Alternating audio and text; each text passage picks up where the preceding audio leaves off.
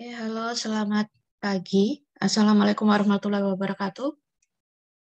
Waalaikumsalam warahmatullahi wabarakatuh, Bu. Waalaikumsalam warahmatullahi wabarakatuh, Ibu. Oke, silakan di turn on kameranya.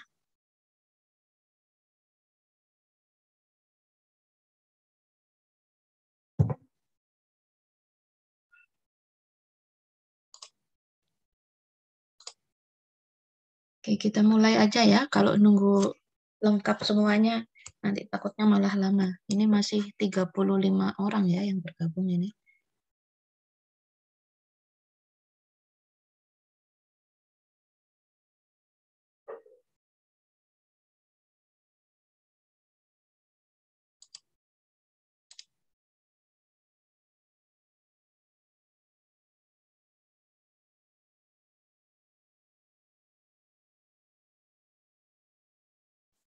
Ini bahkan ada yang kayak nonton bareng ya ini ya. Fahrul, Rahman, Widi, Ariandi, Tio, Nizar. Nonton bareng ini mereka nih. Kayak nonton sepak bola nih. Nobar. Oke. Di mana kalian itu? Di kafe kah? Atau di mana? Di Puncak Bibis, Bu. Oke.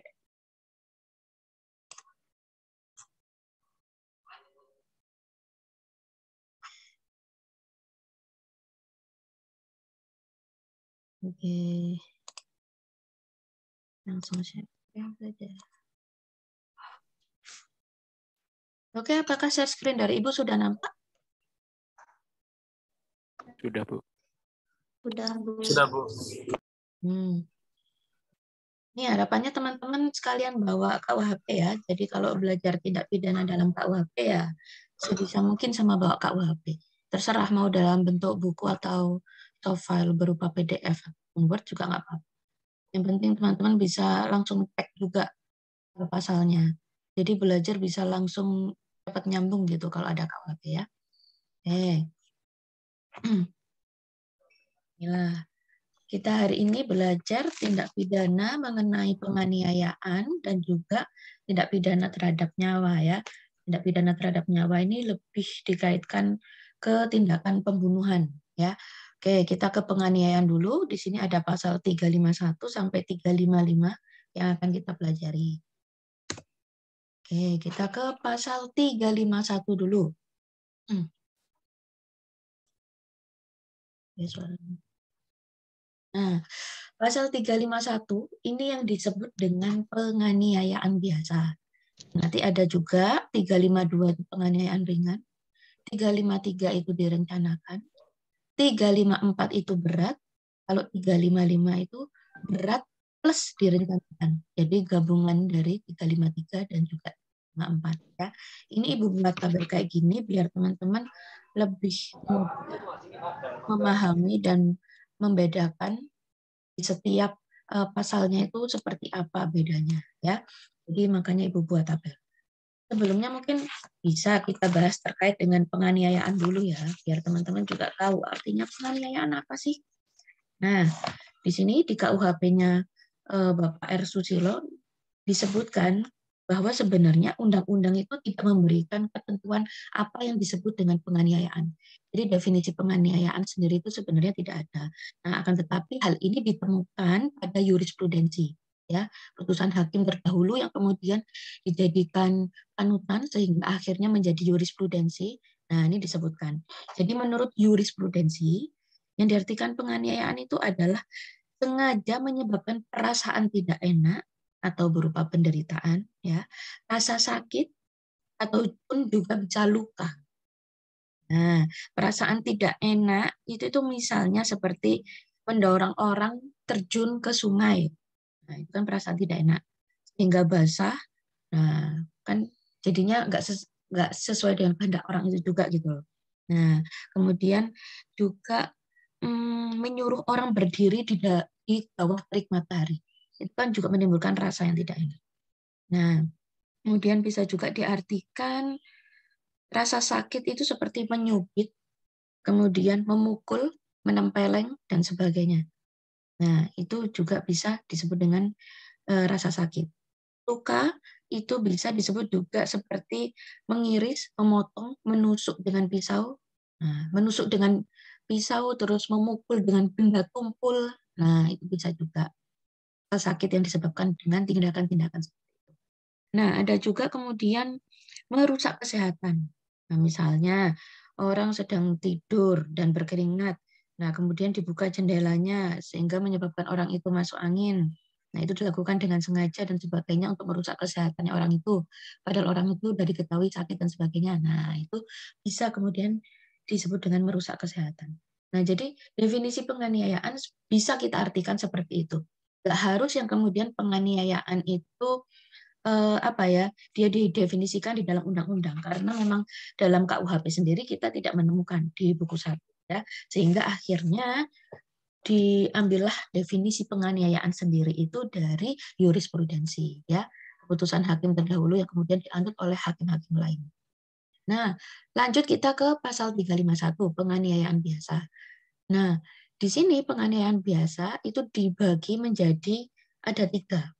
Pertama, penganiayaan biasa, kemudian penganiayaan biasa yang menimbulkan luka berat. Nah, jadi perbuatannya penganiayaan, akibatnya bisa menimbulkan luka berat, bisa kemudian menimbulkan mati, bisa juga menimbulkan rusaknya kesehatan orang.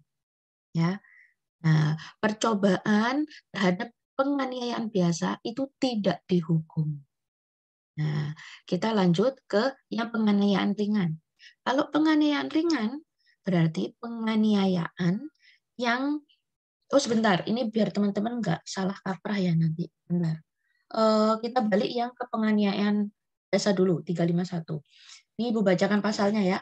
Penganiayaan dihukum dengan hukuman penjara selama-lamanya 2 tahun 8 bulan atau denda sebanyak-banyaknya 4.500. Nah, itu jika perbuatan itu menjadikan luka berat, maka si pelaku dapat dihukum penjara selama-lamanya 5 tahun. Nah, jadi pada penganiayaan biasa 351 itu kalau dilakukan hingga menimbulkan atau menyebabkan luka berat, itu berarti diperberat. Diperberat dalam arti masa hukumannya. Kalau cuma penganiayaan biasa, misalnya seperti tadi Ibu contohkan, memukul, kemudian luka, terus udah selesai, ya berarti kan tidak ada penimbulan luka berat. Nah, kalau tidak ada penimbulan luka berat, berarti nggak bisa dikenakan penganiayaan yang ayat kedua, karena itu kalau ayat kedua itu luka berat. Nah, jadi kalau penganiayaan biasa yang ayat pertama yaitu seperti memukul biasa itu tadi. Tapi kalau ternyata memukul biasa kemudian menimbulkan luka berat, itu bisa kena yang ayat 2. Sehingga hukumannya juga diperberat. Kalau ayat 1 tadi 2 tahun 8 bulan, kalau ayat 2 itu hukumannya bisa sampai selama-lamanya 5 tahun. 5 tahun. Nah, apalagi kalau kemudian penganiayaannya bisa menimbulkan matinya orang, itu bisa sampai maksimal 7 tahun. Ya, jadi perlu diingat di sini ada pembedaan dalam penganiayaan biasa. Penganiayaan biasa ayat 1 itu tidak menimbulkan efek yang sampai luka berat dan mati, jadi ya hanya luka biasa. Ya.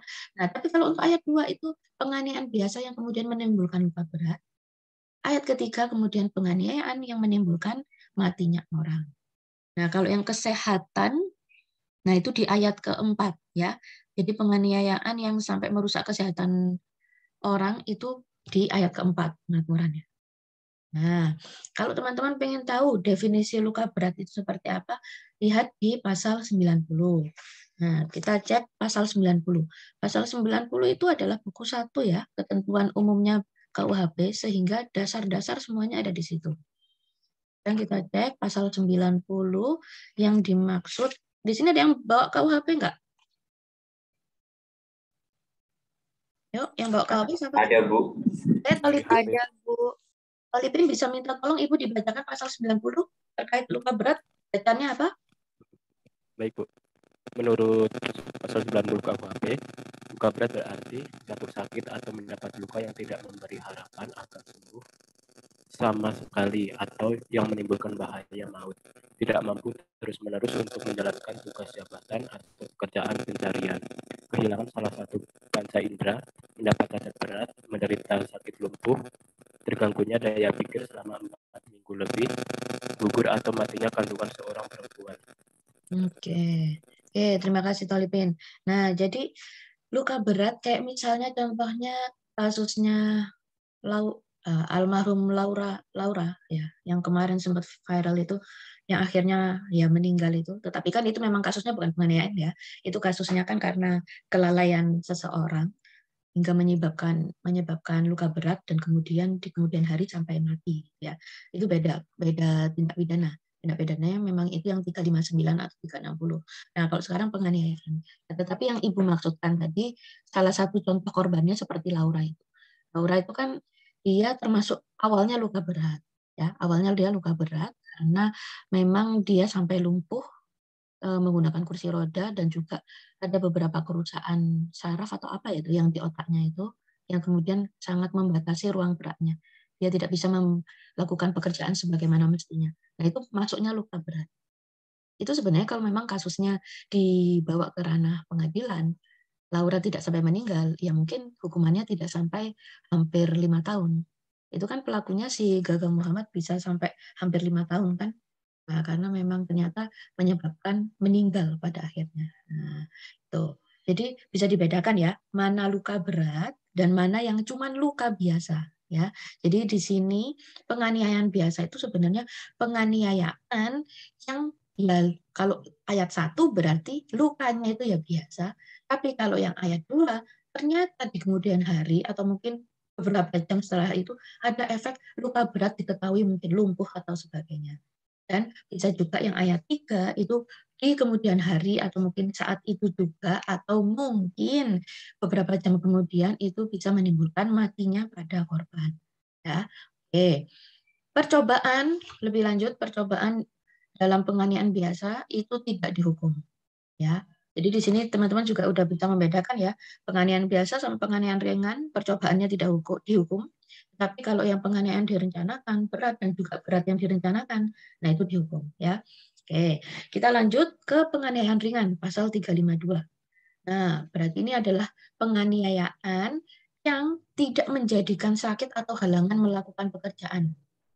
Nah, jadi kalau misalnya penganiayaannya sampai membuat dia tidak bisa melakukan pekerjaannya. Misalnya penganiayaannya dipukul 3 kali yang sampai itu memar mungkin ya di daerah pipi sehingga agak menghalangi penglihatannya dan dia mungkin kerjanya adalah di tempat yang mungkin job deskripsinya dia harus mengerjakan sesuatu itu harus teliti menggunakan kedua matanya. Sehingga dengan kondisi seperti itu dia agak terhalang melakukan pekerjaan.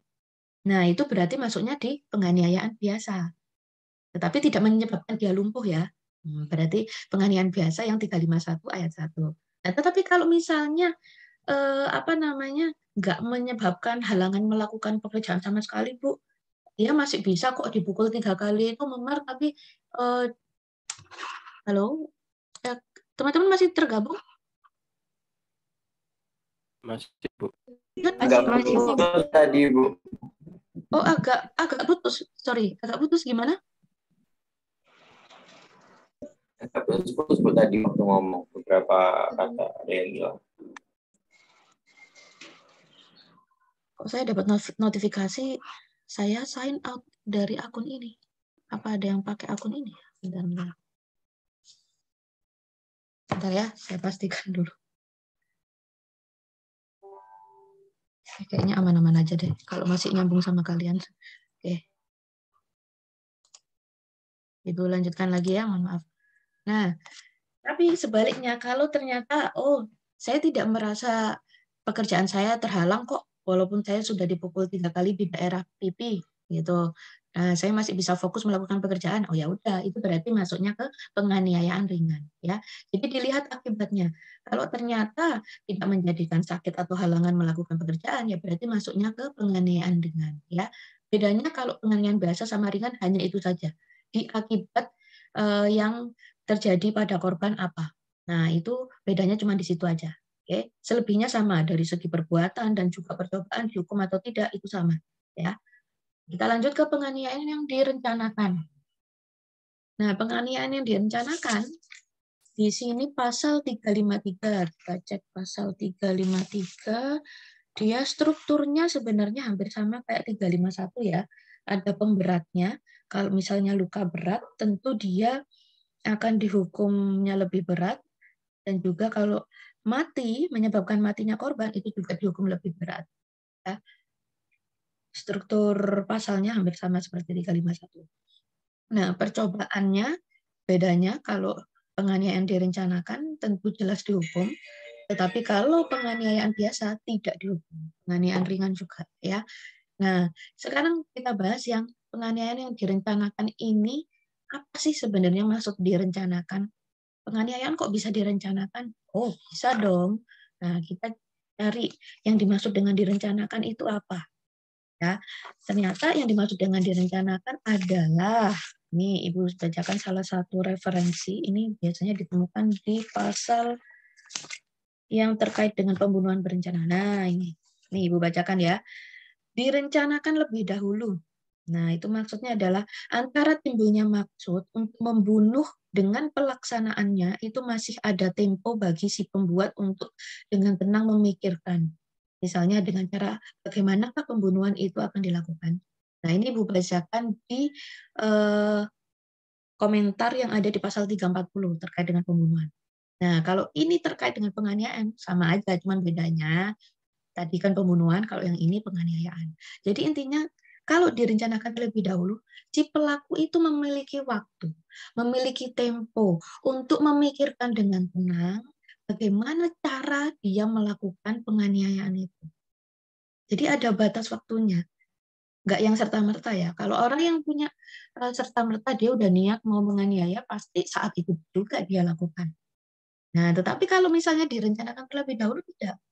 Nggak yang serta-merta kemudian dia melakukan saat itu juga. Dia masih punya waktu untuk tenang, memikirkan, ada temponya. Gue mau menganiaya dia dengan cara apa ya? Oh, dengan cara ini. Berarti saya harus beli pisau dulu, saya harus beli alat tumpul dulu, saya harus ini. Nah, itu masih ada waktu untuk merencanakan. Saya bakal melakukan jam sekian, jam sekian, jam sekian. Nah, itu masih ada waktu. Itu bisa dimaksudkan dengan direncanakan terlebih dahulu. Ya.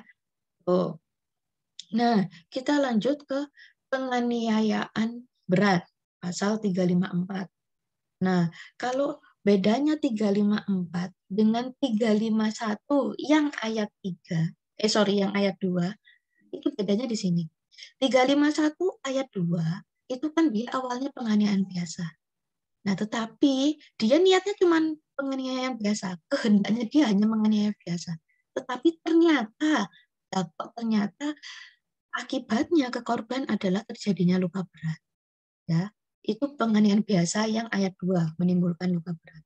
Nah, bedanya dengan penganiayaan berat di pasal 354, dari awal kalau 354 ini niatnya sudah dengan sengaja untuk melukai orang itu secara berat. Nah, sehingga jelas penganiayaannya beda hukumannya. Kalau 351 mungkin jelas lebih ringan daripada yang 354. Kalau 351 soalnya dia dari awal nggak ada niatan dengan sengaja untuk melukai berat.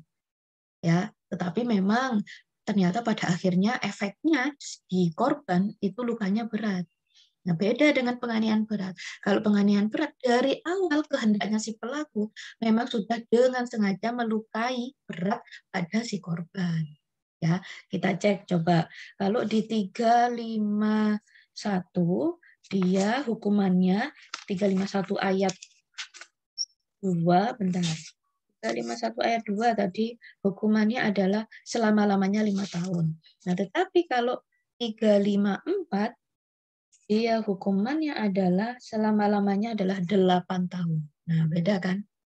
5 tahun dan 8 tahun. Karena memang yang direncanakan, kok direncanakan. Karena memang dari awal niatnya adalah melukai secara berat. Nah, sehingga hukumannya jelas lebih lama dibandingkan dengan yang penganiayaan biasa, tetapi ternyata menimbulkan luka berat. Itu beda niat ya. Jadi kalau yang 351 dia niatnya hanya menganiaya biasa dari awal, tetapi menimbulkan akibat yang luka berat. Tapi kalau 354 itu dari awal memang sudah sengaja untuk melukai berat. Jadi dilihat dari niatnya, ya, kesengajaannya seperti apa. Nah, ini hakim dan juga jaksa itu juga memang harus mewanti-wanti. Mewanti-wanti di sini dalam arti dalam memutuskan, ya, terutama hakim itu juga harus benar-benar yang dibuat dakwaan oleh jaksa seperti apa. Jaksa biasanya untuk lebih amannya kalau misalnya kasus seperti ini biasanya pakai dakwaan alternatif biasanya mungkin, ya.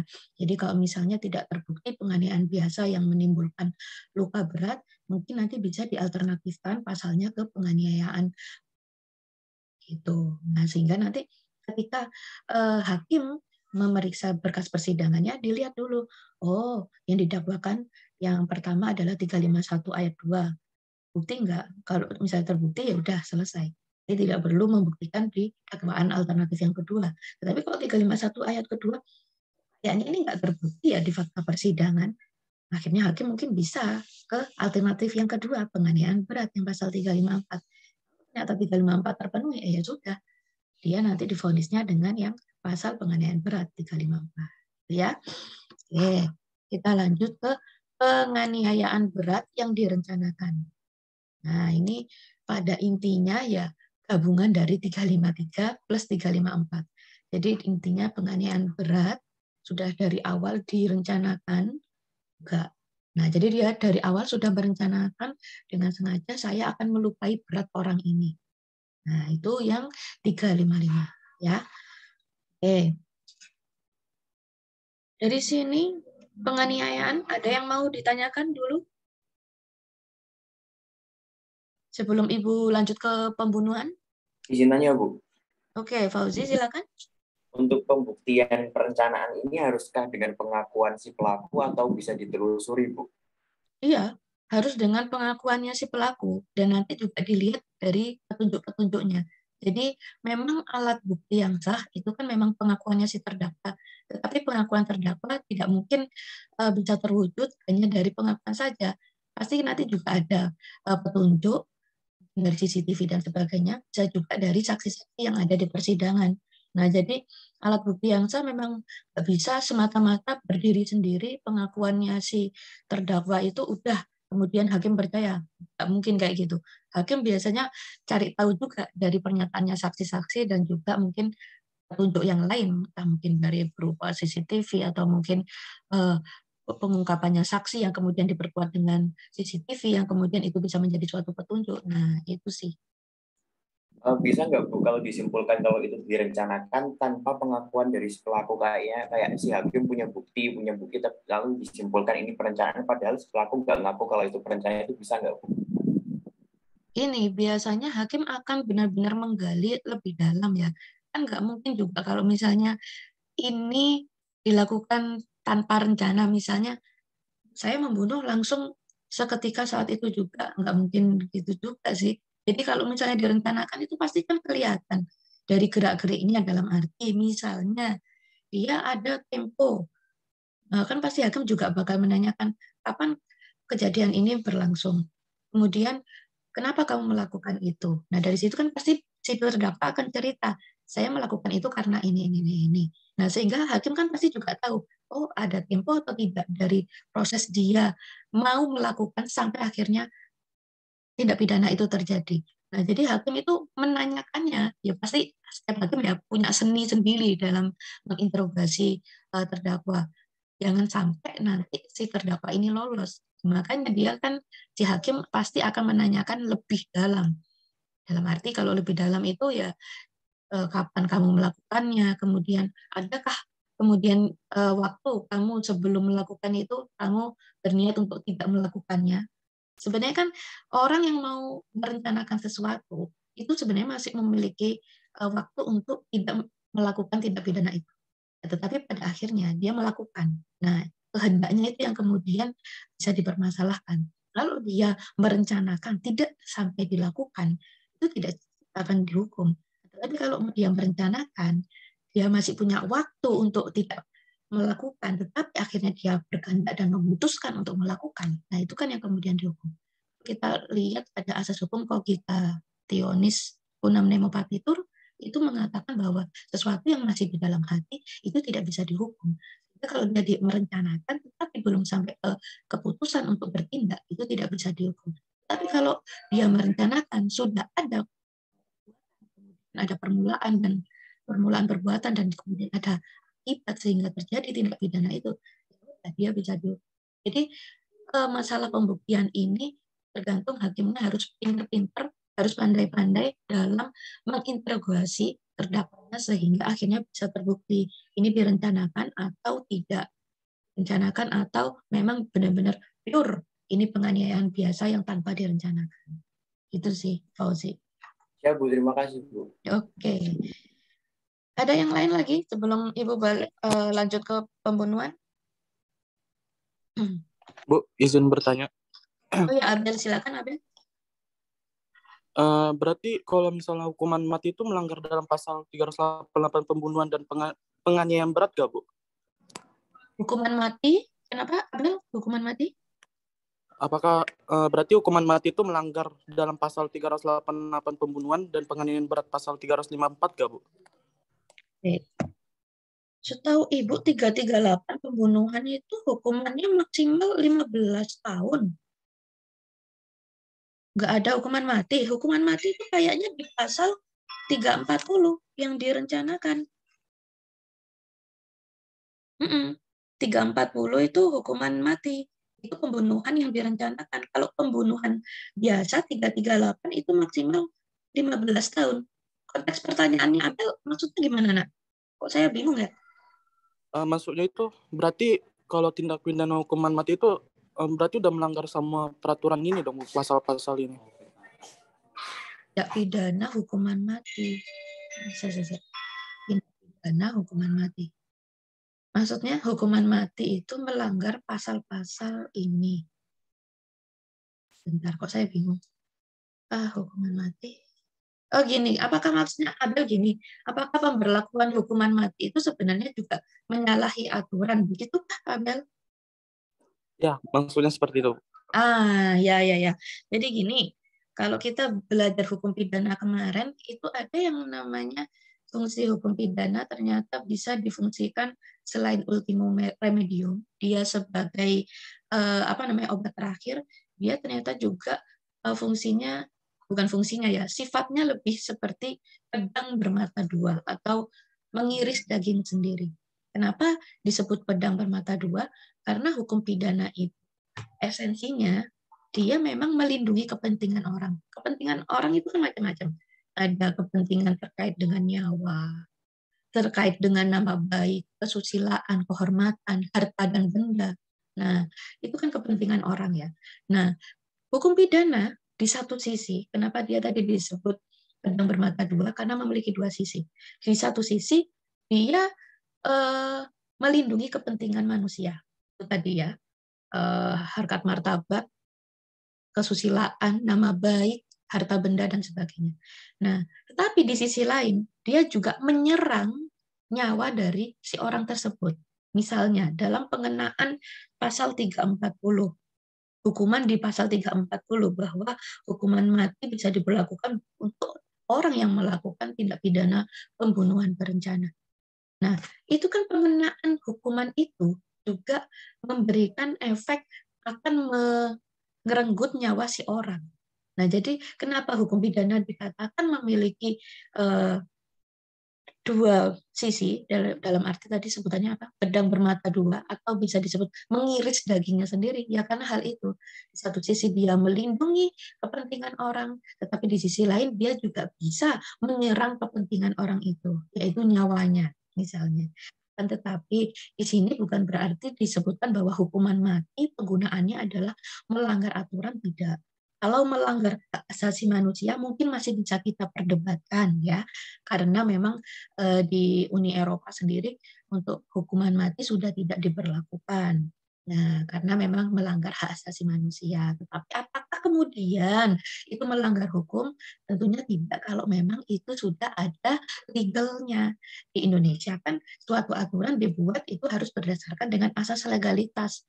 Nah, asas legalitas kan bunyinya tidak bisa berlaku apa namanya, ya tidak bisa seseorang itu dihukum tanpa adanya aturan yang telah berlaku sebelumnya. Nah, itu yang kemudian melegalkan pemerintah untuk menyelenggarakan sistem peradilan pidana untuk menghukum orang yang telah melanggar aturan. Nah, jadi intinya kalau dia diatur dalam suatu undang-undang, ya itu jelas hukuman mati, jelas bukan melanggar aturan karena kan memang sudah diatur. Kecuali kalau misalnya pemerintah kita sewenang-wenang dalam arti hakim memutuskan hukuman mati padahal di pasal itu nggak tertulis hukuman mati. Misalnya maksimal pembunuhan 338 itu maksimal hanya 15 tahun loh. Tetapi kok hakim malah memutuskan hukuman mati. Nah, itu baru salah hakimnya. Nah, tapi beda kalau kasusnya 340 pembunuhan yang berencana. Kalau hakim memutuskan hukuman mati, oh wajar karena memang 340 memberikan opsi seperti itu. Ya, di 340 kan masih boleh hukuman mati atau penjara seumur hidup. Jadi kalau pemidanaan sendiri itu sebenarnya maksimal hanya 15 tahun ya. Penjara itu hanya boleh maksimal 15 tahun. Adapun jikalau undang-undang menentukan penjara maksimal 20 tahun atau penjara seumur hidup ataupun hukuman mati itu adalah bentuk pemberatan pidana. Ya. Jadi kalau secara aturan maksimal itu hanya 15 tahun. Lebihnya itu kalau ditentukan lebih berarti itu maksudnya adalah pemberian pemberatan pidana. Itu Abel, apakah sudah jelas? Sudah, Bu. Terima kasih, Bu. Oke. Sylvia silahkan. Sebentar, Bu. Kalau Bu, kalau misalnya dalam penganiayaan kemudian mengakibatkan kematian pada seseorang itu nggak jadi masuk ke pembunuhan, Bu, kalau kayak gitu, Bu. Oke, pertanyaan bagus. Yang pasti kita lihat niatnya. Kalau pembunuhan 338 kan berarti dari awal kehendaknya dia adalah untuk membunuh. Niatnya dari awal adalah untuk membunuh, yaitu menghilangkan nyawanya si korban. Nah, tetapi kalau penganiayaan yang kemudian ternyata menimbulkan matinya orang, ya jelas itu bukan masuk pembunuhan. Karena kan konteksnya dia adalah menganiaya. Dari awal niatnya cuma menganiaya saja. Tetapi kalau ternyata beberapa hari kemudian efeknya setelah dianiaya itu menimbulkan mati pada orang itu, ya wes, itu dia kenanya ya 351 yang ayat 3. Nggak bisa dikenakan 338. Beda Silvi kalau misalnya dari awal memang dia niatnya untuk menghilangkan nyawa ya. Nah, kehendaknya dari awal itu untuk menghilangkan nyawa. Nah, itu beda. Itu bisa dikenakan pembunuhan 338. Jadi bedanya 338 dengan 351 ayat 3 itu terlihat dari kehendaknya dan juga niatnya. Kesengajaannya itu bentuknya seperti apa? Sengajaannya dia memang mau melakukan pembunuhan dengan menghilangkan nyawa atau hanya menganiaya saja.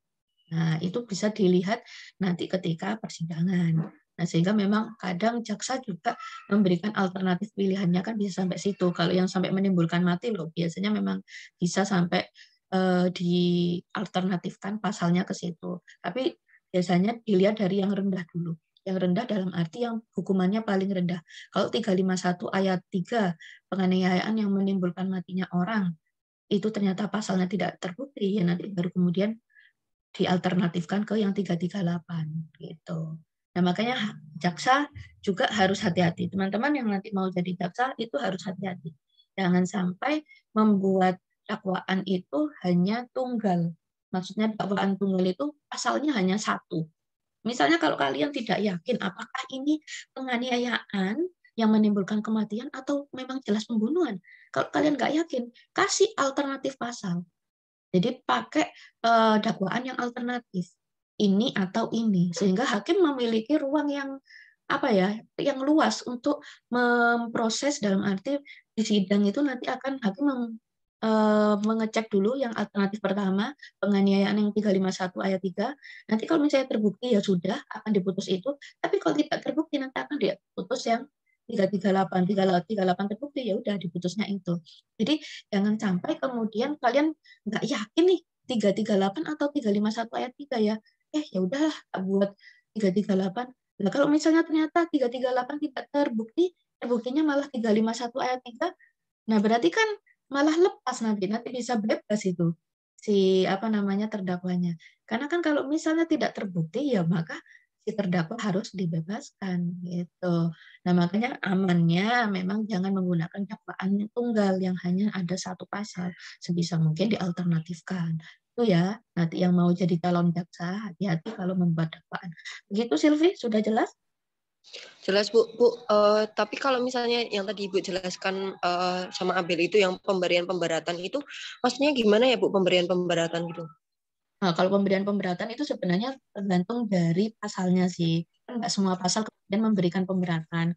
Kalau kita cek di 338 KUHP kan maksimal 15 tahun penjara, udah titik. Kalau bunyinya seperti itu, ya berarti tidak ada pemberatan pasal. Nah, tetapi kalau di 340 itu kan bunyinya pembunuhan direncanakan dengan hukuman mati atau penjara seumur hidup atau penjara sementara selama-lamanya 20 tahun. Nah, sedangkan kalau di pedoman pemidanaan itu kan penjara sebenarnya hanya maksimal 15 tahun yang bisa diberikan. Nah, tetapi kalau misalnya 340 ternyata mengatakan lain dari itu, tidak maksimal 15 tahun, ya berarti itu bentuknya adalah pemberatan dalam pemidanaan. Seperti itu, Silvi. Ini pemberian pemberatan ini tuh diberikan pada tindak pidana yang khusus gitu nggak Bu? Diberikannya harus sesuai dengan undang-undang. Kalau misalnya undang-undang mengatur memberikan pemberatan, ya hakim bisa memberikan pemberatan. Tetapi kalau undang-undang di bunyi pasalnya tidak mengatur adanya pemberatan pidana, ya hakim nggak bisa memberikan pemberatan itu. Jadi karena hakim adalah corong undang-undang ya, jadi pedoman yang digunakan oleh hakim adalah undang-undang lagi. Balik ke undang-undang, memberikan secara jelas dan rinci pemberatan pemidanaannya seperti pasal 340 tadi, ya hakim bisa menggunakan. Tapi kalau tidak tertulis rinci di dalam undang-undangnya, ya berarti hakim tidak bisa menggunakan pemberatan pidana. Jadi tergantung di undang-undang tertulisnya seperti apa gitu sih. Paham Bu. Makasih ya Bu. Oke, siap. Oke ya. Kalau gitu, kalau udah nggak ada yang tanya lagi, Ibu lanjutkan ke pertanyaan, ke pembahasan berikutnya yang pembunuhan. Sebentar. Tidak pidana mengenai nyawa. Nah, kalau tindak pidana mengenai nyawa di sini, Ibu spesifiknya ngomong pembunuhan ya, karena pasal 338 sampai 348 ini adalah pasal-pasal terkait dengan pembunuhan. Oke, kita lanjut ke bahasan yang pertama. Nah, di sini Ibu membedakan adanya perbuatan dan juga pembahasan pasal pembedanya, biar teman-teman lebih paham ya. Oke. Di pembunuhan pasal 338. Di sini perbuatannya adalah dengan sengaja menghilangkan nyawa. Ya, ini biasa dalam arti ya enggak yang terlalu rumit seperti pasal yang 339 dan 340. Nah, kita bahas pembeda pasalnya di yang pasal 338. Ini Ibu menuliskan apa sih berarti bedanya 338 dengan 359. Bedanya dengan yang 351. Nah, kalau yang 351 kita udah bahas ya. Di pertanyaannya Silvi tadi secara nggak langsung sudah terbahas. Bedanya 351 yang ayat 3, penganiayaan yang menimbulkan kematian dengan pembunuhan, sudah terlihat ya bedanya jelas dari segi niat atau kehendaknya si pelaku. Ya memang dari awal sudah memiliki niat untuk membunuh atau hanya menganiaya saja, tapi ternyata malah menimbulkan kematian. Nah, ini udah kita bahas ya tadi di pertanyaannya Silvi. Nah, sekarang kita bahas yang 359. Kealpaan yang menyebabkan hilangnya nyawa. Nah, ini jelas beda juga ya sama pembunuhan. Nah, mungkin seperti di kasusnya Vanessa Angel, yang menimpa Vanessa Angel dan juga suaminya almarhum. Nah, itu kan masuknya ke kealpaan yang menyebabkan hilangnya nyawa. Jadi itu merupakan ketidakhati-hatian, bukan bentuk kesengajaan. Beda ya dengan pembunuhan. Kalau pembunuhan 338 itu jelas bentuknya adalah kesengajaan. Nah, tetapi kalau kealpaan, nah ini kan adalah sesuatu hal yang tidak hati-hati karena sembrononya sopirnya dan sebagainya sehingga kemudian bisa menghilangkan nyawa penumpangnya. Nah, itu masuknya 359. Nah, jadi beda kalau antara pembunuhan dan juga kealpaan yang menyebabkan hilangnya nyawa ya. Oke. Kita lanjut ke 339, pembunuhan yang didahului dengan tindak pidana lain. Nah, jadi maksudnya dia seperti pasal 338. Akan tetapi di sini maksudnya dia melakukan penghilangan nyawa itu adalah untuk memudahkan perbuatan dengan melawan hak. Contohnya misalnya si A mencuri di rumahnya si B. Lah kok pas tepat dini hari pencuriannya misalnya jam 1 ya. Dia sudah mengendap-endap masuk ke rumahnya si B, si A-nya ini. Nah, kemudian lah kok ketahuan si B-nya ini ternyata si korban ini ternyata bangun tengah malam kebelet pipis, mau pipis. Lah kok ternyata tahu ada pencuri, ada si A ini masuk mau nyolong TV misalnya. Nah, kemudian si B teriak. Nah, si A karena dia takut kalau misalnya dengan teriakannya si B nanti dia digerubukin sama orang kampung dan dipukulin dan ketahuan kalau dia nyolong. Akhirnya secara nggak langsung si A memiliki niat untuk membunuh si B. Nah, akhirnya si A ngambil misalnya di situ ada benda tumpul berupa apalah gitu. Nah, kemudian dibunuhkanlah si B itu tadi dan si B akhirnya mati. Nah, itu yang kemudian bisa kita sebut pembunuhan yang didahului dengan tindak pidana lain. Ya, jadi 338-nya itu ada karena memang bermaksud untuk memudahkan perbuatan yang mencuri itu tadi. Kan memang dia membunuh dalam arti untuk memudahkan pencuriannya. Ya, jadi di sini ada tindak pidana lain yang sebelumnya dilakukan sebelum dia membunuh itu. Jadi dia memang merencanakan, bukan merencanakan, memang dari awal dia niatnya memang untuk mencuri.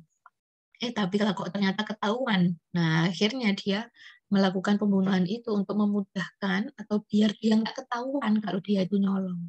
Nah, habisnya matinya si B, akhirnya si A, si pelakunya itu kabur. Nah, udah selesai 339. Ini udah terpenuhi rumusan pasal 339-nya. Ya, itu yang kemudian bisa disebut dengan 339. Nah, sekarang ada pembahasan pasal pembeda. Nah, pembahasan pasal pembedanya apa? Oh, ada nanti kita belajar ya terkait dengan pencurian setelah kuis lisan. Nah, nanti itu ada terkait dengan pencurian. Pencurian itu juga banyak klasifikasinya. Dari pencurian biasa, pencurian ringan, pencurian berat, dan sebagainya. Nah, ada juga yang kemudian 365 ayat 3, ini disebut pencurian dengan kekerasan yang menyebabkan hilangnya nyawa. Nah, kalau pencurian dengan kekerasan yang menyebabkan hilangnya nyawa, ini berarti yang seperti apa? Oh, bedanya kalau pencurian dengan kekerasan yang menyebabkan hilangnya nyawa, ternyata si pelaku itu tadi, si A itu tadi, nggak ada niat untuk membunuh. Nah, kalau di kasus yang pertama kan tadi pas kita bahas 339, dia ada niatan untuk membunuh. Biar tidak ketahuan tuh kalau dia nyolong. Nah, tapi kalau di 365 ayat 3, dia nggak ada niatan untuk membunuh. Misalnya dia mengambil barang tumpul yang ada di sekitarnya dia, kemudian dipukulkan ke kepalanya si B, itu maksudnya biar si B nggak teriak-teriak lagi. Nah, biar diem tuh si B, biar saya nggak ketahuan. Nah, kemudian dia kabur, seret. Nah, tapi kemudian ketika keesokan harinya diketahui oleh warga, oh si B sudah tewas ini. Nah, kemudian ketika olah TKP dan sebagainya ditangkap, nah kemudian ternyata si pelakunya nggak tahu kalau ternyata si B itu ternyata tewas karena niatnya dia cuma mukul, nggak sampai menimbulkan kematian niatnya. Nah, tetapi lah kok ternyata tewas. Nah, itu ya kenanya pencurian dengan kekerasan yang menyebabkan hilangnya nyawa. Jadi dilihat lagi niat atau kehendaknya si pelaku ya. Nah, kalau memang dari awal memang dia udah niat untuk membunuh, itu masuknya 339. Tapi kalau tidak ada niatan, ya masuknya ke 365 ayat 3 ya. Oh, bedanya. Nah, lanjut kita ke pembunuhan yang direncanakan. Pasal 340. Nah, ini dengan sengaja dan direncanakan terlebih dahulu untuk menghilangkan nyawa. Ya, tadi udah kita bahas. Kalau direncanakan berarti ada temponya, ada waktunya, ada waktu untuk dia berpikir dengan tenang seperti apa yang akan dia lakukan, cara untuk melakukan pembunuhannya, dan dia masih punya waktu sebenarnya untuk tidak melakukan. Akan tetapi kehendaknya dan niatnya sudah bulat sehingga dia memutuskan untuk melakukan pembunuhan. Nah, ini yang kemudian bisa kita sebut dengan direncanakan. Yang paling penting itu tadi ya, ada tempo, ada waktu untuk memikirkan dengan tenang dengan cara apa dia melakukan pembunuhan itu. Ya. Nah bedanya kalau dengan pembunuhan biasa apa? Ya jelas kalau pembunuhan biasa itu tidak direncanakan ya. Kalau 340 itu direncanakan. Kalau biasa 338 tidak direncanakan. Oke, ya. Kita lanjut ke pasal berikutnya. Nah, di pasal berikutnya ini sebenarnya lebih ke apa ya? Pasal-pasal terkait dengan pembunuhan anak ya. Pembunuhan anak. Kita bisa lihat perbedaannya ini di sini ada pelaku dan juga perbuatan dan juga ada alasan. Kalau di pasal 341 itu pelakunya adalah seorang ibu. Jadi 341 dan 342 itu adalah pelakunya seorang ibu. Pembunuhan anak sendiri ya jadinya. Kalau seorang ibu berarti kan korbannya, kalau pelakunya ibu berarti korbannya adalah anaknya dia sendiri. Nah, 341 itu pembunuhan yang biasa, kalau 342 itu pembunuhan yang direncanakan. Pelakunya ibu, alasannya karena takut ketahuan sudah melahirkan anak.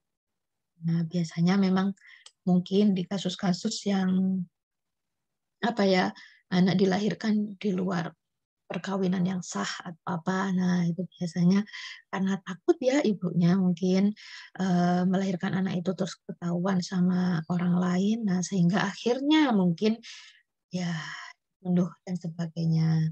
Ya. Nah, jadi 341 342 ini pelakunya seorang ibu, alasannya dengan itu karena takut ketahuan sudah melahirkan anak. Nah, tetapi yang membedakan ada di perbuatannya. Kalau yang 341 menghilangkan nyawa ketika atau tidak lama setelah dilahirkan. Nah, kalau yang 342 juga seperti itu, akan tetapi direncanakan terlebih dahulu. Ya, oke. Jadi beda ya, yang tidak direncanakan dengan yang direncanakan. Nah, kita lanjut ke 346, 347, 348. Nah, kalau 346 sama 347, 348 ini biasanya kasusnya di kasus aborsi, pengguguran kandungan misalnya. Nah, jadi 346 seorang perempuan yang menyebabkan gugur atau mati kandungannya atau menyuruh orang lain untuk itu, nah itu kenanya 346. Nah, kalau 347 sama 348 itu bukan seorang perempuan. Ya, itu barang siapa, berarti siapapun yang bisa menyebabkan gugurnya atau matinya kandungan perempuan. Nah, kalau yang 347 itu tidak dengan izinnya perempuan itu. Tapi kalau 348 itu dengan seizin perempuan itu. Ya. Jadi di sini beda. Kalau 346 itu seorang perempuan yang menggugurkan kandungannya. Nah, kalau 347, 348 itu bukan perempuan yang memiliki kandungan yang melakukan, tetapi orang lain. 347 itu dengan si izinnya si perempuan, kalau 348 tidak dengan si izinnya perempuan. Ya, bedanya 346, 347, 348 harus dipahami ya. Oh, oke. Ini sebentar. Gofar, silakan. Bu, mohon maaf sebelumnya izin bertanya, Bu. Semisal korbannya itu, misalkan Ibu ada wanita hamil gitu ya, Bu. Nah, kemudian dia itu termasuk korban kekerasan, seperti itu.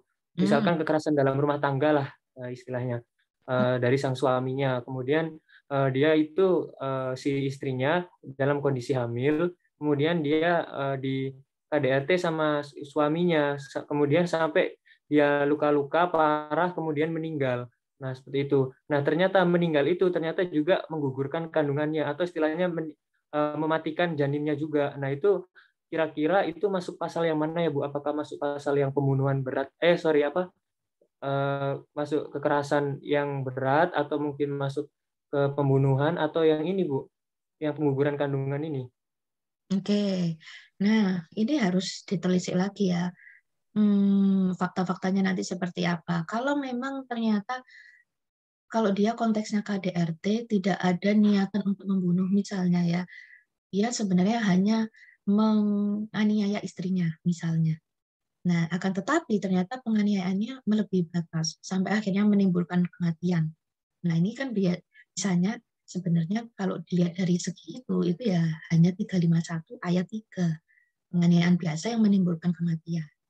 Nah, tetapi kalau memang dari awal ternyata si suami ini menganiaya dan menginginkan niatnya ada hilangnya nyawa si istrinya karena mungkin dia saking sebelnya mungkin istrinya ketahuan selingkuh atau apa gitu, padahal sedang dalam keadaan hamil mengandung anak dari dia lah, kok ternyata ketahuan selingkuh. Nah, sehingga akhirnya dia murka dan ada niatan untuk membunuh. Nah, itu kan adalah hal yang berbeda. Itu bisa kena yang 338. Nah, jadi itu bedanya di 351 ayat 3 dan juga 338.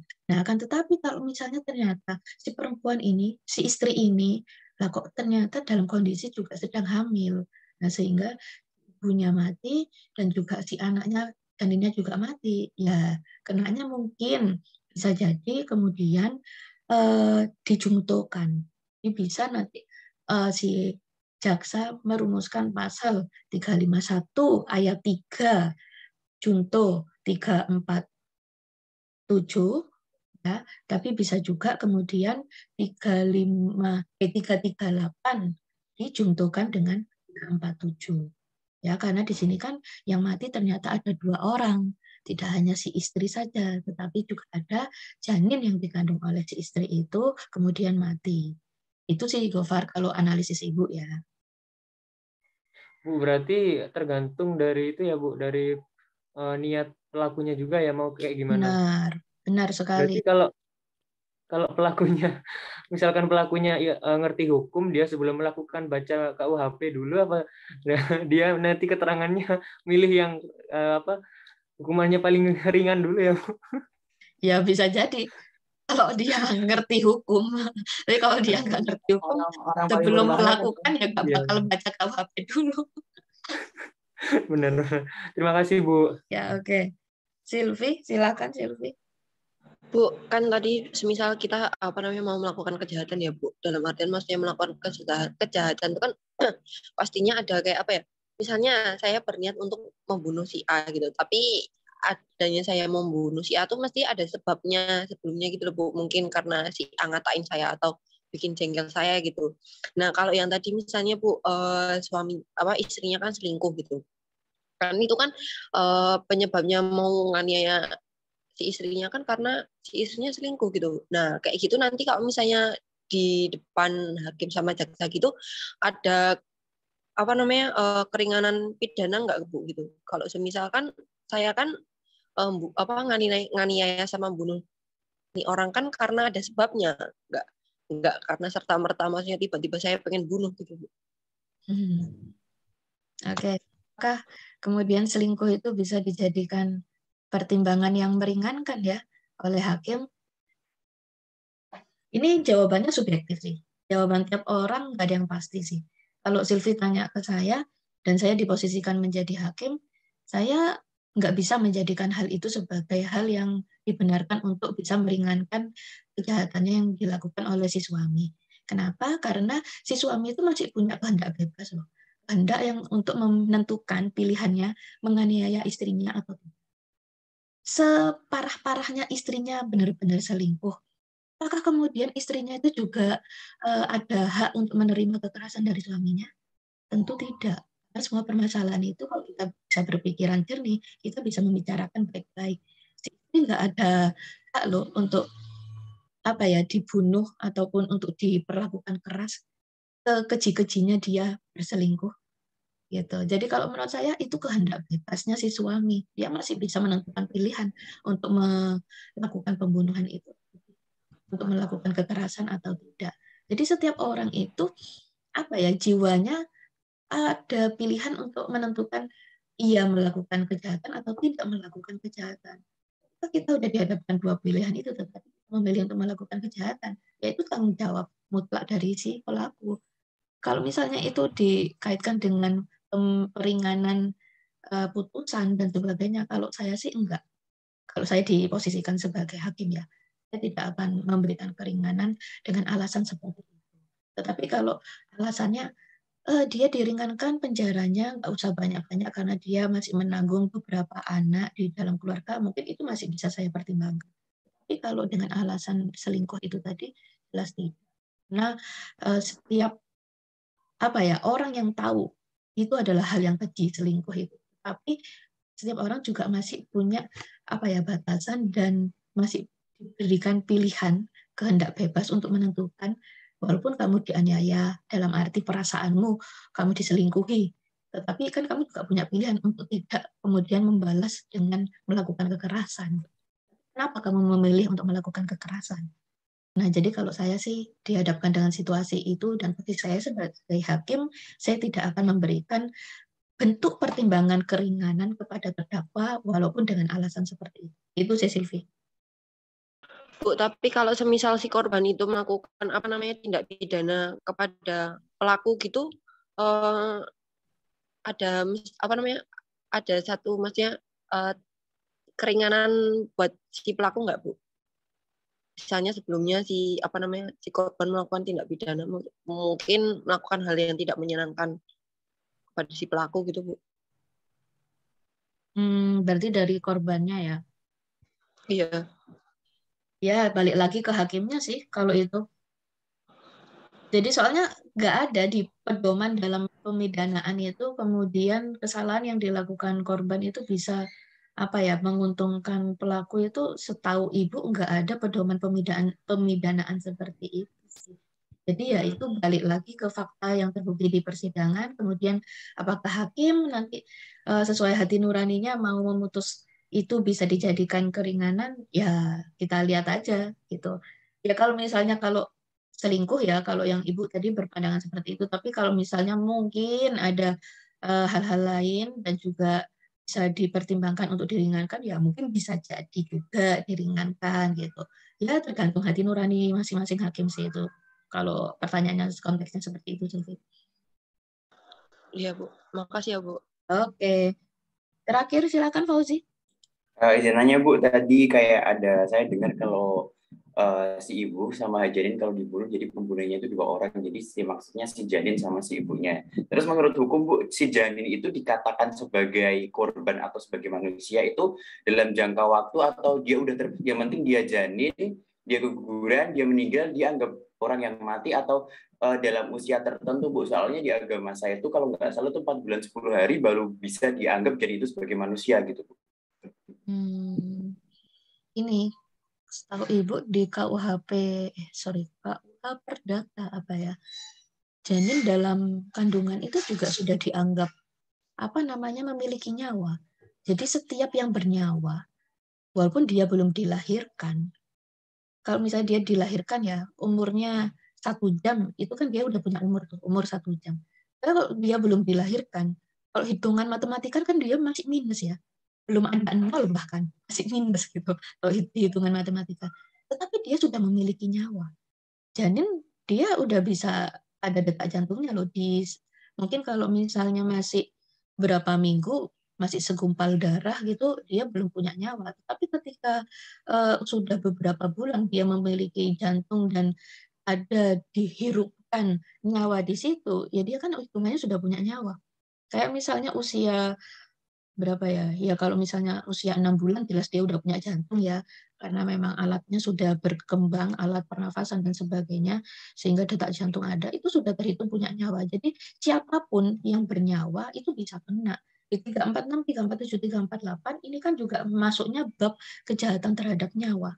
Nah, jadi kandungan itu walaupun dia belum dilahirkan, dia masih dalam bentuk janin, itu sudah dianggap seseorang yang sudah memiliki nyawa. Nah, sehingga ya bisa dikenakan. Kalau misalnya dia membunuh ibu yang sedang hamil, ya sehingga itu juga berpengaruh pada kematian si janin, ya berarti ada 2 orang yang dibunuh di situ. Nah, karena janin walaupun dalam kandungan itu sudah hitungannya memiliki nyawa. Begitu, Fauzi. Oh, jadi kesimpulannya janin berapapun usianya dia udah dianggap orang, kalaupun dia meninggal karena suatu hal berarti itu udah pembunuhan gitu ya Bu, secara gamblangnya gitu. Karena memang di sini di KUHP pun juga dia babnya masuk kejahatan terhadap jiwanya orang, terhadap nyawanya orang. Jadi udah jelas dia sudah memiliki nyawa gitu. Walaupun dia masih dalam kandungan ya, posisinya belum yang seutuhnya dia manusia karena masih janin, tapi karena dia sudah memiliki nyawa, ya udah itu bisa diberlakukan juga. Nah, juga di KUHP sistematika pemberian pasalnya 346 sampai 348 itu adalah peraturan-peraturan yang masuk dalam kejahatan terhadap nyawa, sehingga jelas itu si janin walaupun dia belum dilahirkan dia sudah tergolong orang yang bisa dianggap memiliki nyawa. Gitu, Fauzi. Siap Bu, terima kasih.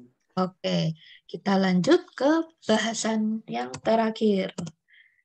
Di sini ada eutanasia. Ini istilah ilmiah ya, yang kemudian yang kemudian bisa diberikan untuk pasal 344 ya. Pasal 344 atau eutanasia ini itu perbuatannya adalah menghilangkan nyawa orang lain atas permintaan orang itu sendiri.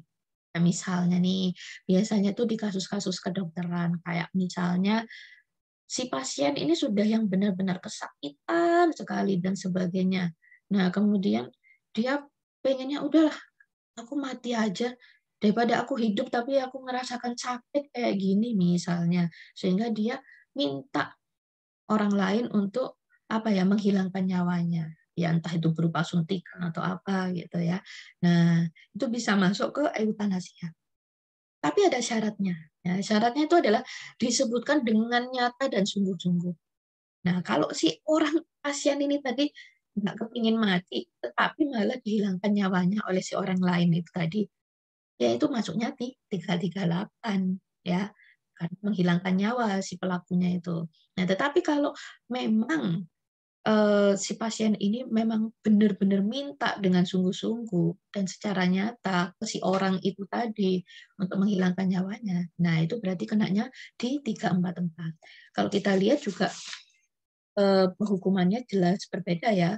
Kalau 338 kan maksimal 15 tahun, kalau 344 itu maksimal 12 tahun. Jadi lebih ringan ya. Jadi permintaan walaupun dia membunuh atas dasar permintaannya si orang itu yang ingin mati dan sebagainya, itu tetap tidak bisa dibenarkan secara aturan hukum ya. Jadi eutanasia itu tidak bisa dibenarkan dalam hukum.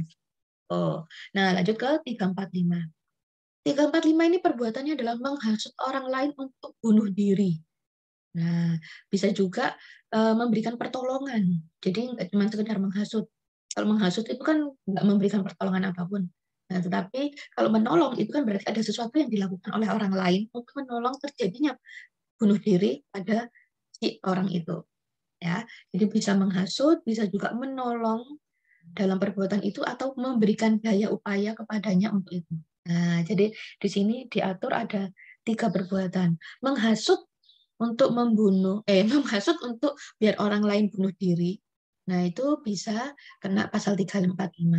Menolong, memberikan bantuan, memberikan daya upaya kepada orang lain untuk bunuh diri pun juga bisa dikenakan pasal 345. Nah, syaratnya apa? Syaratnya adalah orang itu yang tadi dihasut atau ditolong untuk bunuh diri, itu harus benar-benar bunuh diri, harus benar-benar mati. Kalau misalnya tidak mati, yaitu berarti dikatakan percobaan bunuh diri. Nah, orang yang menghasut atau menolong itu tidak bisa kemudian dikenakan 345. Ya, jadi diperhatikan syaratnya adalah si orang yang mau bunuh diri tadi itu benar-benar akhirnya mati. Kalau ternyata nggak mati, atau kemudian dia memutuskan, aku dihasut nih untuk bunuh diri sama temanku, tapi aku memilih untuk tidak bunuh diri. Ya udah, temanku yang tadi menghasut aku nggak bisa kena 345. Nah, tetapi kalau dia berhasil menghasut aku, tapi kemudian saya mencoba untuk bunuh diri, tetapi mungkin minum Baygon kok nggak mempan-mempan, minum obat ini nggak mempan-mempan, kok nggak mati-mati. Ya udah, berarti itu masuknya ke percobaan bunuh diri yang dilakukan oleh saya. Nah, tetapi teman saya tidak bisa kena 345 yang saya tadi sudah menghasut minum Baygon itu. Nah, tetapi kalau ternyata saya minum Baygon sekali tegukan serat langsung mati, ya sudah, berarti teman saya yang tadi sudah menghasut minum Baygon itu bisa kena 345 gitu ya. Jadi dilihat syaratnya, harus sampai benar-benar mati begitu. Di sini ada yang mau ditanyakan? Ini udah slide terakhir, ada yang mau ditanyakan? Ibu, Saya Bu. 2 orang, siapa nih? Silvi sama siapa nih? Satunya? Bu, Bisa resen nggak? kalau nantinya untuk mengetahui itu penghasutan gitu gimana Bu? Biasanya Bu? Untuk mengetahui itu penghasutan, ya kan dari penuturannya si saksi. Kalau nggak ada misalnya, saksinya Bu, cuma kalau nggak ada saksinya, misalnya hanya 2 orang nih, 2 orang terus langsung habis itu si A sama si B misalnya gitu. suka mati wae nyoki ngombeking gitu Bu. Oke. Nah, terus kalau misalnya kasusnya itu berarti nanti bisa diketahui mungkin dari olah TKP ya. Cuman itu memang membutuhkan waktu karena kan polisi juga pasti dalam melakukan penyidikan itu nggak yang serta-merta kemudian bisa mengungkap dengan cepat. Kalau misalnya kejadian itu misalnya di kos ya, di kos kemudian temannya menghasut gitu untuk bunuh diri dan memang benar-benar mati, gitu kan pasti juga akan dilihat dari visum et repertumnya si korban ini mati karena apa? Apakah mati karena dibunuh kah atau bunuh diri kah atau apa? Nah, dari visum biasanya akan terlihat, ternyata ditemukan ada zat tertentu di dalam tubuhnya yang bisa menyebabkan dia mati. Nah, berarti mungkin bisa ditemukan bahwa dia matinya bunuh diri nih karena ditemukan Baygon. Berarti kemungkinan dia bunuh diri. Nah, adapun misalnya kasus itu bunuh diri, ya udah, kalau udah bunuh diri kan berarti case close ya. Udah nggak bisa diusut lagi. Karena memang kalau bunuh diri kan kita mau menghukum siapa? Kita kan nggak tahu. Nah, tapi kalau ternyata ibu kosnya menuturkan ke polisi misalnya memberikan pengakuan, Pak, itu kemarin sebelum kejadian matinya si A, itu si A berada bersama si B. Nah, kemudian jam sekian si B pulang. Misalnya ibu kosnya di suatu hari menuturkan demikian. Nah, nanti kan akan dipanggil oleh polisi. Akan dipanggil oleh polisi si B itu, akan diinterogasi dan sebagainya. Kalau memang terbukti kemudian si B itu menghasut, ya bisa kena 345. Tapi kalau tidak terbukti menghasut, ya sudah, nggak bisa dikenakan di 345. Gitu. Memang nggak mudah. Kalau memang tidak ada saksi itu ya tidak mudah untuk memberikan pembuktian fakta-fakta seperti apa. Gitu sih, Silvi. Makasih Bu. Oke, Pipit terakhir silakan. Izin bertanya Bu, tapi mungkin agak topik dari materi penganiayaan ya Bu. Saya mau nanya, kan waktu itu kalau nggak salah ada kasus ya Bu yang di Bantul di mana ada sate sianida yang dikirim lewat ojol, dan di situ kan dimakan sama anak pemilik ojolnya ya. Si anaknya itu akhirnya kan meninggal, ternyata satenya itu mengandung sianida. Nah, kalau itu tuh bisa terjerat kasus pembunuhan berencana dan kena pasal 340 nggak Bu?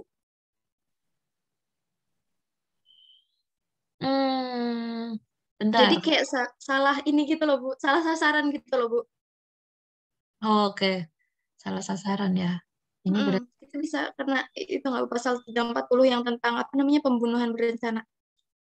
Bentar, ini yang si ojol, si bapak yang punya anak ini tadi, driver suatu ojek online, ini tadi beli sate, itu untuk pembelinya gitu. Ya, terus malah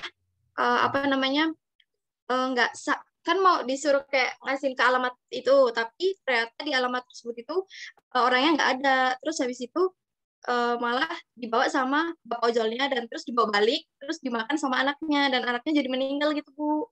Nah, itu sih salahnya.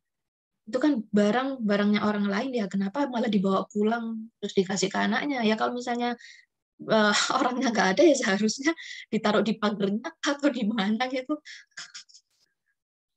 Oke, kalau salah sasaran gini ya pembunuhan berencananya tetapi salah objek ya tetap bisa diproses sih, tetapi kan ini sebenarnya juga salah objek sih. Kalau kita kemarin belajar hukum pidana itu kan ada error in object ya, kekeliruan. Yang disebut dengan kekeliruan salah satunya adalah error in object.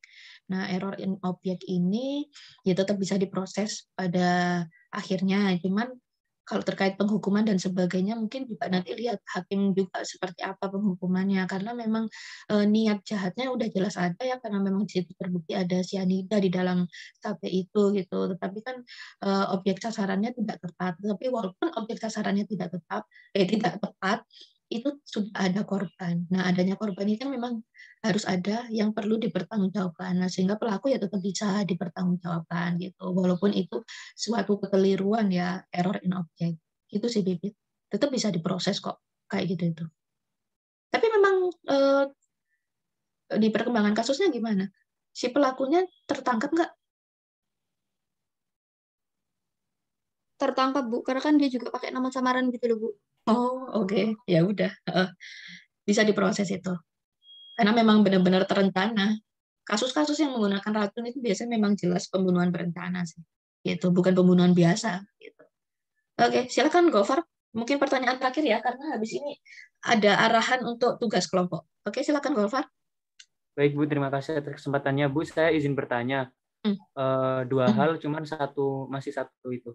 Untuk yang pertama, misalkan ada yang kemarin terjadi sih Bu di Jogja ya beberapa bulan yang lalu, itu yang terkait kekerasan di dalam lapas Bu.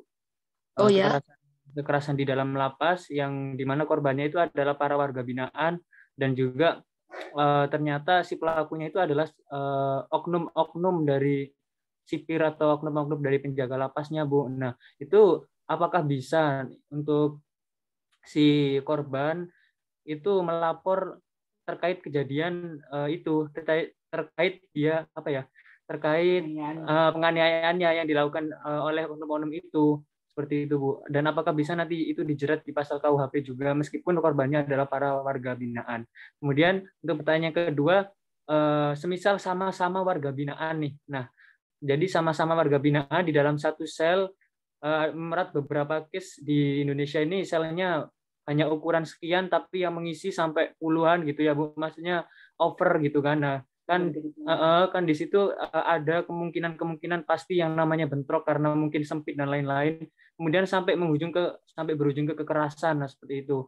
Nah, itu apakah juga bisa Bu meskipun sesama warga binaan melaporkan kejadian atau melaporkan apa namanya yang dilakukan si temannya ini. Nah, apakah nanti hukuman pidananya itu bisa bertambah atau mungkin bisa diproses ulang atau gimana Bu? Terima kasih. Oke. Dari dua kasus itu, baik pelakunya, ininya dua kasus itu korbannya adalah warga binaan, dan pelakunya kalau di kasus pertama adalah oknum sipir ya atau penjaga lapas, dan di kasus kedua adalah sesama warga binaan. Pada dasarnya setiap orang itu diperlakukan sama di depan hukum, sehingga setiap korban yang menjadi korban dari suatu kejahatan jelas bisa melaporkan. Nah, akan tetapi kita bentrok lagi nih dengan suatu sistem yang ada di dalam lapas itu. Apakah kemudian, yang jadi pertanyaan saya juga ya, apakah kemudian lapas akan menutupi kasus itu, atau ya kan kalau misalnya itu terbuka ya di ruang publik, itu jelas sama dengan mencoreng nama baik lapas itu kan. Nah, apakah lapas akan menutupinya atau ya sudah terbongkar saja di publik, gak apa-apa biar publik sekalian tahu. Nah, itu balik lagi ke pimpinan lapasnya. Apakah pimpinan lapasnya mengizinkan kasus itu diproses apa enggak? Tapi kalau pada dasarnya semua orang ya diperlakukan sama di depan hukum. Jadi setiap orang ya berhak untuk melakukan itu, memberikan laporan kepada polisi dan sebagainya. Dan petugas lapas yang baik ya jelas pasti akan memfasilitasi hal itu. Nah, tetapi apakah lapas itu kemudian memfasilitasi atau malah justru menutupi, itu yang kita tidak tahu. Gitu sih, Gofar. Pantesan yang kejadian kemarin itu kalau setahu saya itu kalau nggak salah itu yang dicari dulu atau yang ditangkap dulu itu si kepala lapasnya, Bu. Kemudian langsung diproses hukum. Ternyata memang benar ya, Bu. Berarti ada di situ ada campur tangan atau ada pengaruh dari kepala lapasnya juga terkait kebijakannya ya, Bu. Benar. Ya, seharusnya sih kalau yang baik ya jelas harus ada keterbukaan ya, biar publik juga tahu. Tetapi kan kadang namanya orang ya, kepala lapas tidak mau lapasnya tercoreng dan sebagainya, sehingga apa ya, kesannya terlanjur menutupi dan sebagainya gitu. Cuman ya hal ini kayaknya memang sangat banyak ya terjadi di lapas-lapas kita di Indonesia, karena memang lapas kita udah sangat over capacity, terutama lapas narkotika itu yang sangat, aduh, satu sel ukuran berapa meter kali berapa meter itu bisa dipakai berapa orang, sehingga hukuman seperti itu sangat tidak manusiawi juga. Pelaku ya, mau dia sekeji apapun melakukan tindak pidana, dia di dalam lapas juga tetap harus diberdayakan gitu, harus diperlakukan seperti manusia, bukan seperti hewan gitu yang sampai over capacity dan sebagainya. Ya itu memang masih permasalahan kita ya. Udah beda soalnya hukuman pemidanaan di Indonesia dengan di Belanda. Belanda yang sudah menanamkan kerja sosial dan kerja yang lain-lain sebagai pemidanaan, itu tentunya juga sangat memudahkan pihak lapas, dalam arti lapasnya sudah banyak yang berkurang. Udah jarang-jarang lapas di Belanda itu isinya terpidana warga negara Belanda, yang ada malah kiriman dari negara-negara lain. Oke, begitu Gofar, sudah jelas ya? Baik Bu, jelas banget. Terima kasih Bu. Siap, terima kasih. Oke ya teman-teman, ini mungkin ada waktu beberapa menit lagi sebelum kelas ditutup. Ini Ibu ada tugas. Tugasnya Ibu share ya di grup sebentar. Ini tugasnya kelompok.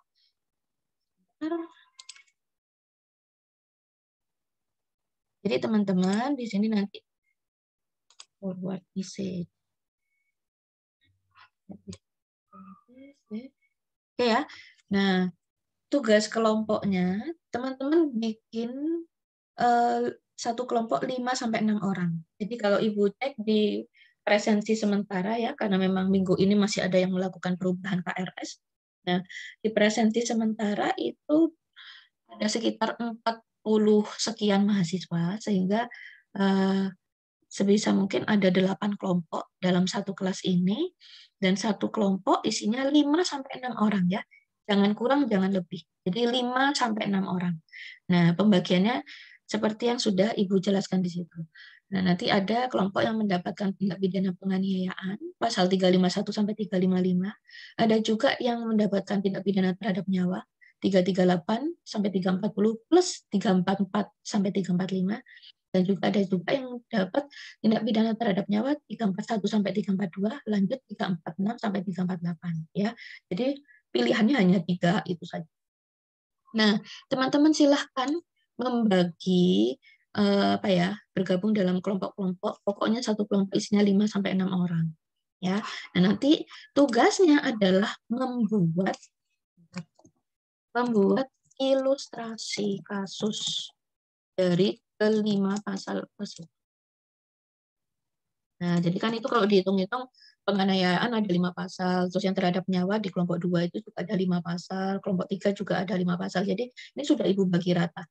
Masing-masing kelompok mengerjakan 5 pasal. Ya. Nah, 5 pasal itu intinya adalah membuat ilustrasi kasus. Ibu contohkan, misalnya di kasus ini kelompok 1 ya, misalnya terkait dengan penganiayaan. Berarti nanti kelompok 1 akan membuat 5 ilustrasi kasus terkait dengan 1 penganiayaan biasa, 2 penganiayaan ringan, 3 penganiayaan yang berat, kemudian 4 penganiayaan direncanakan, kemudian 5 penganiayaan yang berat dan direncanakan. Ya. Nah, jadi per kelompok nanti membuat 5 ilustrasi kasus dengan pembagian tindak pidana yang sudah Ibu bagi di grup itu tadi. Ya. Nah, nanti ini Ibu tugaskan ke siapa ya? Rahman, halo Rahman. Rahman ada nggak? Rahman? Ya, gimana Bu? Nah, Rahman, Ibu minta tolong, kamu mengkoordinir teman-teman kamu satu kelas, kamu nanti bagian menerima data dari setiap kelompok ya. Jadi satu kelompok nanti ada 5-6 orang, itu harus memberikan datanya ke kamu. Misalnya, kelompok 1 ketua kelompoknya adalah Gofar, nah anggota kelompoknya siapa saja, nah itu nanti disetorkan datanya ke Rahman, Rahman yang mengcompile semua data satu kelas, kemudian diberikan datanya ke Ibu, ya. Berupa ketikan biasa aja, mau ketikan chat atau ketikan di MS Word juga nggak apa-apa, ya. Itu tugasnya Rahman, cuma itu aja kok. Gitu ya, jelas Rahman? Jelas, Bu. Oke, terima kasih banyak Rahman. Nah, nanti teman-teman di sini akan Ibu berikan lembar itu ya, lembar untuk mengerjakan tugas kelompok. Jadi penilaiannya di sini adalah berupa diskusi dan juga tugas hasil diskusinya. Jadi yang Ibu nilai ada 2, tugas dan juga diskusi. Yang menilai diskusi ini adalah ketua kelompoknya. Karena proses pengerjaannya, kemudian juga diskusi dalam proses pengerjaan itu yang mengetahui hanyalah ketua kelompoknya. Ibu kan nggak tahu. Nah, jadi yang menilai adalah ketua kelompoknya. Nah, kalau Ibu bertugas untuk menilai tugas dari kelompok, hasil diskusi tugas dari kelompok kalian, itu Ibu yang nilai. Nah, makanya di sini Ibu nggak mau kalau teman-teman udah dikasih kerjaan untuk membuat diskusi dan tugas kelompok, tetapi yang mengerjakan hanya 1 orang, hanya 2 orang. Nah, Ibu nggak mau jadi seperti itu ya. Sehingga ini sudah Ibu buatkan, nanti teman-teman sudah bisa download ya, nanti ketua kelompoknya bisa download langsung di e-learning, itu sudah Ibu berikan juga file lembar penilaian oleh ketua kelompok terhadap anggota kelompoknya. Nanti silahkan teman-teman cek. Bentar, ini Ibu share. Kan sudah Ibu share di e-learning, tinggal di-download aja ya. Nah, ini sebentar, Ibu share screen dulu.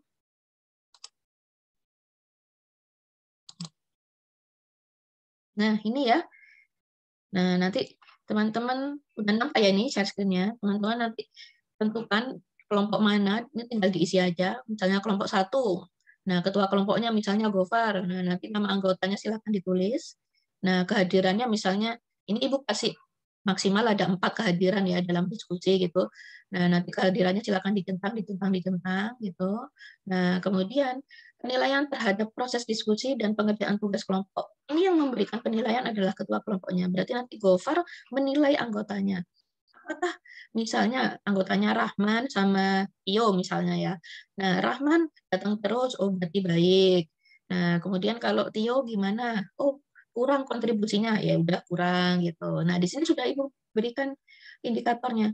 Baik itu berarti berpartisipasi aktif, apresiasi pada orang lain, dan tidak memaksakan pendapat pribadi. Kalau cukup itu berarti partisipasinya cukup, apresiasinya kepada orang lain juga cukup, tapi dia juga cukup memaksakan pendapat pribadi. Kalau kurang berarti seperti ini, kalau tidak berpartisipasi sama sekali berarti seperti ini. Nah, jadi nanti ketua kelompoknya yang memberikan penilaian kepada setiap masing-masing anggota, ya, berupa baik ataukah cukup ataukah kurang ataukah tidak berpartisipasi. Nah, terus daftar hadirnya juga disertakan di sini. Misalnya ada 3 pertemuan saja yang nggak apa-apa. Ini maksimal Ibu berikan 4, tetapi kalau teman-teman ternyata hanya 2 pertemuan, hanya 3 pertemuan, ya nggak apa-apa. Nah, nanti tinggal dicentang-centang saja yang hadir siapa, yang tidak hadir siapa. Nah, ini adalah tugasnya dari ketua kelompok ya. Tuh. Nanti Rahman tinggal setor ke Ibu aja 8 kelompok, masing-masing ketuanya siapa dan anggota-anggotanya siapa. Udah, itu aja. Apakah bisa dipahami, teman-teman? Ibu berarti anggotanya yang bentuk juga Rahman? Oh, enggak. Bebas, terserah kalian. Ibu nggak nentukan, nggak berdasarkan presensi dan sebagainya, jadi bebas, terserah kalian. Kalian mau berkelompok sama siapa. Pokoknya satu kelompok ada 5-6 orang. Nggak bisa kurang, nggak bisa lebih ya. Itu. Ada lagi yang mau ditanyakan? Saya Bu izin bertanya. Oke, Gofar silakan. Bentar, ini untuk diskusinya itu kan nanti di luar kelas kan ya Bu? Iya, benar sekali. Nah, terus untuk deadline itu bagaimana Bu? Maksudnya saya masih bingung, di sini kan ada kehadiran di pertemuan 1, 2, 3. Ini maksudnya jadwalnya apakah kita sendiri yang nentuin atau dari Ya.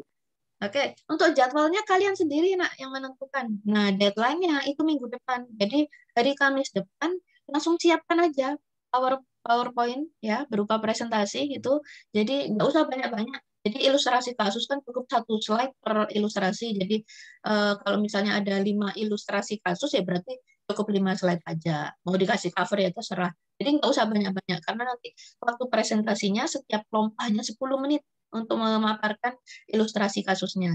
Nah, jadi intinya itu teman-teman di sini akan belajar apakah teman-teman sudah paham dengan penjelasan hari ini gitu. Jadi teman-teman misalnya bikin ilustrasi penganiayaan biasa. Nah, ilustrasi yang nanti teman-teman presentasikan itu sesuai nggak dengan rumusan pasal penganiayaan biasa 351 ayat 1. Jadi fungsinya Ibu pengen menilai itu saja ya.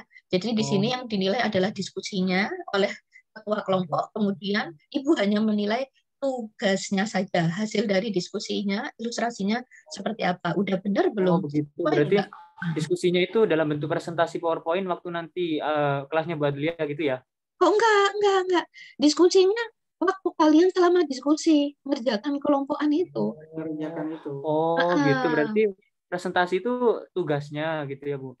Presentasi itu nanti udah nggak ada diskusi lagi. Presentasi itu tinggal menyampaikan hasil diskusi dari kelompok kalian saja. Nah, ketika kalian presentasi, Ibu langsung nilai. Oh, ilustrasi kasusnya sudah sesuai dengan rumusan pasalnya. Unsur-unsurnya semuanya sudah memenuhi dari perbuatan, pelaku, kemudian syarat, dan sebagainya. Nah, kalau sudah memenuhi, nanti akan Ibu beri tanda nilai sempurna. Tetapi kalau tidak memenuhi, ya mungkin hanya setengah atau sesuai dengan kesalahan yang kalian buat dalam ilustrasi kasus itu. Gitu ya. Siap, paham, Bu. Berarti ini yang di sini kehadiran di pertemuan kayak 1, 2, 3 Mei itu maksudnya dalam 1 minggu ini gitu ya, Bu? Iya, benar sekali. Waktunya juga bebas, terserah kalian. Kalian cuma mau pertemuannya cukup 2 kali aja, ya nggak apa-apa. Kalau misalnya 2 kali masih kurang, Bu, saya butuh 3, ya udah nggak apa-apa. Terserah kalian gitu. Ya, Siap, paham. Terima kasih, Bu. oke. Ada lagi yang mau ditanyakan?